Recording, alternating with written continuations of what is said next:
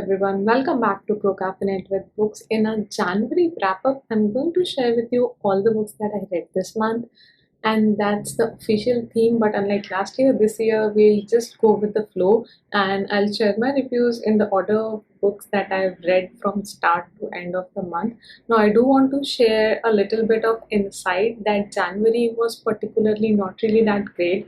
I did have some really good reads this month, but overall, I was having partial symptoms of reading slumps, so every now and then I was not really feeling up to reading anything at all. I wasn't enjoying a lot of the books that I was reading, and that was primarily because of a lot of things happening in the background in my personal life and a lot of transitions and everything. And even aside from that, there were a couple of books that I was reading, but because of a set of different expectations, I wasn't able to enjoy it that much. So, without any further ado and any more long intro, let's quickly jump in.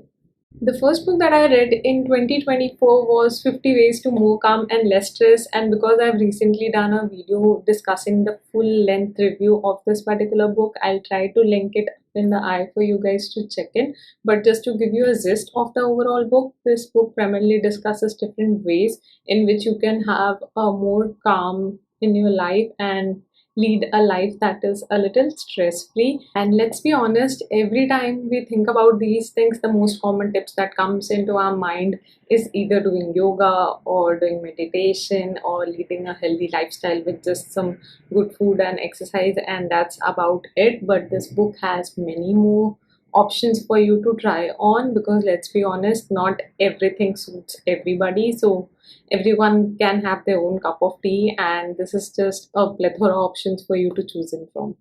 The next book was Divine Rivals by Rebecca Ross, and this one was particularly a book club pick for me. So for January, we decided to read this as a BOTM, and initially I wasn't having a lot of expectations because I almost dived like blindsided into this book because everybody around me was reading it and enjoying. I thought, okay, let's not even go with the blurb, just go out directly into the story. And I was so satisfied with the writing style and the rivalry and the complications of the love angle and everything. It was really great. Especially talking about the zest of the book, it's about two rivals who are competing at a newspaper company for the same position, and they both have their own reasons to be a permanent employee at that particular position, and they are competing really steadily. That's about the base plot up. On a distant land somewhere in the same planet, I would say, there is war raging on and different people are being shipped into the armies to fight that war. Now, from a distant angle, you would feel that this is just another human war, but the gods are at play in here, especially in this book. That is where the whole fantasy realm and other areas of discrimination are coming into the picture, and these gods are in mood to play, and they basically have different regions, and each of them is trying to capture each other's region, and that's where the story is leading you. The next book I read was Heartsong by TJ Klune, and this is the third book in this whole series. And I really don't think I need to introduce anyone to his writing. He has a really whimsical, magical way of expressing himself through the fantasy elements. He also is a pro at expressing LGBTQ tropes, so you will definitely find those two in here. From story point of view, I had a little high set of expectations from this series because it's obviously the wolfish angle in this book that particularly interests me to read such books, but I think a part of it was really missing, and that's where it went a little off track with me. Don't get me wrong, the story is still pretty good. You will find yourself rooting till the end to know what's going to happen to the person or the wolf in charge in here, and you really want to know what's going to happen in the next part too. But from the overall execution, I don't know, something just didn't sit well with me, and I wasn't really rooting up so much for everything. My next book was Nandi's Charge, and this was offered to me as an ARC from HarperCollins, so thank you so much for that. And this particular book is set up in southern India, and from timeline's perspective, at least, you will find this storyline from time period specific. I think it resembles a lot to the Ponniyin Selvan plot, especially regarding the Chalukyas, the Pandyas, and all those stories that are happening in the background. From a historical fiction point of view, I think the depiction matches a bit from that movie as well. But from other angles of character development and clarity, especially, in the story that you are rendering, I think it was way higher in this book compared to the movie, where at least if you only see the first part for the first time, half of the time I was personally confused who's doing what and who's plotting behind whose back. That was not the case in the book. And this book also has a second part coming up in February 2024, if I'm correct. And I'm keeping my fingers crossed to get my hands on that one as well. Our next book was TalonSister that I finished reading not so quickly. The plot here is around an imperium who is now ruling its citizens once the war is won, and now all their soldiers, especially the heralds who used to do as the bid, are sitting idle. The griffins are sitting idle. And my reason for this mixed kind of a reaction to such a wonderful plot is that the first half of the book was pretty interesting. So as long as the world building part of it is going on, where they're actually introducing you to different characters and the different kind of creatures that are present in this whole fantasy universe, you will stay put to the book and things will seem very interesting. But once you actually jump into the second part, once the introductions and everything is done and simply the story is moving, I don't know where the story was moving, and that was a little dump site for me, where the second half of the story simply fell down and there was no way it could be redeemed after what happened in that section. So it was a okay read for me. Another book that I had high expectations from was Tithe by Holy Black. Now, obviously, writers like Holy Black, TJ Klune really have that aura around them that if they are writing a fantasy story, it should be really good. And maybe because of that, I had some different set of expectations. Talking about the story in here, it's a fairy story where our protagonist is sitting up in a modernistic world and leading a normal life, and that's not so wonderful. And suddenly she discovers that she has fake capabilities within her, and she decides to have a little bit of play around with it.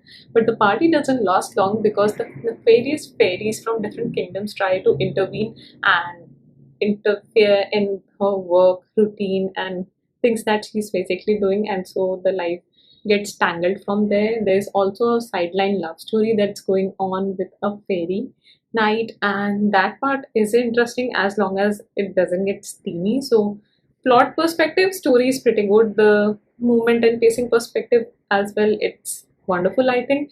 But there were a certain turn off points, especially the schemy romances, or if you talk about the development or the in depth going of different characters. And my main grip around in here is regarding the writing style, because sadly, in this particular book, I couldn't find anything to annotate or quote around. Now, by this point of time, I had three fantasy disappointments. I knew for sure fantasy is not something that's really working for me right now, so I decided to switch genres again. And since the first book of 2024 was a non-fiction and I had a little bit of good time reading it, so I thought let's go with our next non-fiction, Good with Money. The title pretty much speaks for itself, but talking about the plot of the book in here, it intends to teach us how to actually be good with money and how to develop a relationship with money that actually works.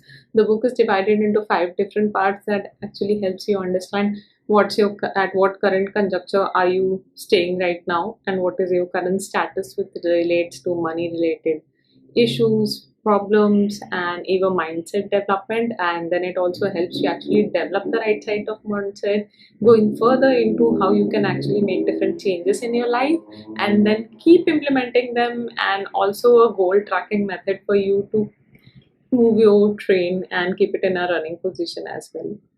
Time to try another genre because fantasy still not working for me, and that's where I decided to read another memoir, sort of a blingy book, which is a Bollywood state of mind. This is written by Singh, and she has basically lived her whole life being a fanatic for the cinema world, and because she has traveled around so much across the globe, she has different experiences in different parts of the world, and she has shared all those across. And since she has been from the time around when Indian cinema was actually developing, she had the actual insight and not just the narrated version of the dribbled down story that you hear from one generation to next. So all the facts that are mentioned in an entertaining way in this book made it a 5 out of 5 star read for me, and this I knew for sure that is definitely going to work to keep reading and experimenting different genres if your primary favorite genre is not really working for you. Up next, I decided to give middle grade another try because this is another one of my comfort zones. And if I don't feel like reading anything, I would probably switch on to middle grade. And it still worked fine. It wasn't that disappointing. The story in here is about two twins who create a magical universe for them to play around called Road. But now that these twins are growing up a little bit, one of them really doesn't want to play around with the other sibling and has to do anything at all with Road, the land, particularly which has imaginary creatures like dragons and other best friends and sorts of things. And this was going all fine up until one day the grandparent actually decided to clean the attic, and that's where he just disappeared suddenly. And now one of the siblings is pretty sure that the land of Roar has consumed their grandpa, and they really have to go back in and bring him out or save them in reality. And that's where he's just trying to convince his other sibling to start believing with conviction and save the grandpa. If I personally speak just from the storyline point of view, I think the storyline is great and even the pacing works well for this book. The only conjecture where it would probably not work for you is the reasoning aspect, why certain things are happening in the book that are missing explanations. I think that would be the only turn off. Then I decided to heed to my own advice that I stated last year in a detailed blog of how to come out of a reading slump, and I decided to give graphic novels another try. And I decided to read this completely Kafka. It's an biography of Kafka and his whole life and all the works that he has done till now. Now, quick disclaimer, I have tried reading Metamorphosis, but I have personally not enjoyed it. His writing style is very unique and it's not something that suits my taste. So you won't really be finding me proactively debating that one should read it. It's wonderful. It's of course wonderful. It's just something that does not align with my taste. However, for the case of this particular book, since it's maybe written by someone else, but closely resembles Kafka's point of view and his narrative style, I think the book worked wonders. It's a graphic novel about all his work, depicted in a very funny and humorous way that you could possibly think of from Kafka's perspective. And for me, that worked in a very entertaining way. And I did enjoy this flipping through the whole book in a single day, single sitting, and it did work its wonders.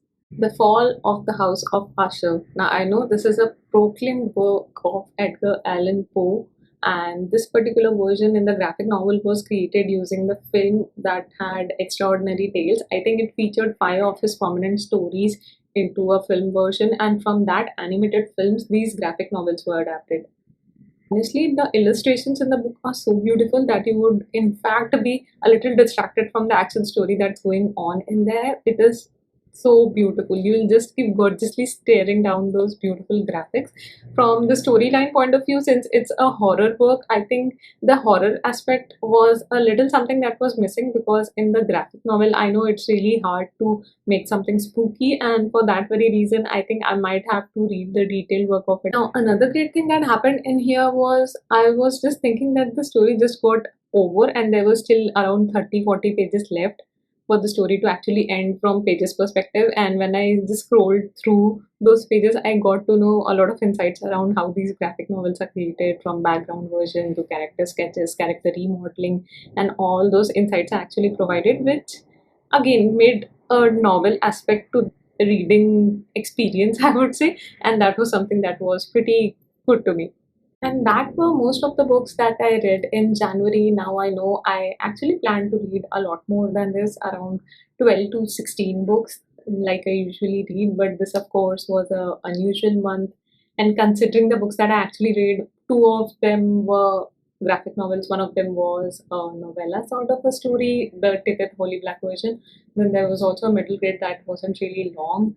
The rest of it was okay, but I'm actually glad that I really read two books this month. One is Divine Rivals, and the other is 50 Ways to More Calm and Less Stress. And this is my final verdict for January 2024. Let's keep our fingers crossed that the next month is slightly better and I find a little better books for me to read in. And with that, I'll take you leave from this session and catch up with you in our next video. Until then, keep your coffee strong and your TBR strong. Goodbye.